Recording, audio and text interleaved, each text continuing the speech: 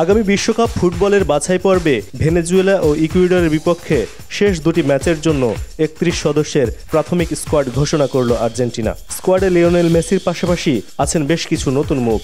আগামী ৫ সেপ্টেম্বর বাংলাদেশ সময় ভোরে ভেনেজুয়েলার বিপক্ষে মাঠে নামবে মেসিরা। এরপর ১০ সেপ্টেম্বর ইকুয়েডরের বিপক্ষে খেলবে তারা। নতুন স্কোয়াডে জায়গা পেয়েছেন ব্রাজিলিয়ান ক্লাব পালমেইরাসের ফরোয়ার্ড হোসে ম্যানুয়েল লোপেজ। চলতি মৌসুমে দুর্দান্ত ফর্মে থাকা এই স্ট্রাইকার প্রথমবারের মতো আর্জেন্টিনার জার্সিতে খেলবেন। স্কোয়াডে নাম এসেছে নতুন দুই প্রতিভাবানের, ম্যানচেস্টার সিটির ১৯ বছর বয়সী মিডফিল্ডার ক্লদিও এচেভেরি এবং রিয়াল মাদ্রিদের ১৮ বছর বয়সী ফ্রাঙ্কো মাস্তানতুয়ানো। তবে ইনজুরি থেকে পুরোপুরি সেরে না উঠায় দলের বাইরে থাকতে হচ্ছে পাওলো দিবালাকে।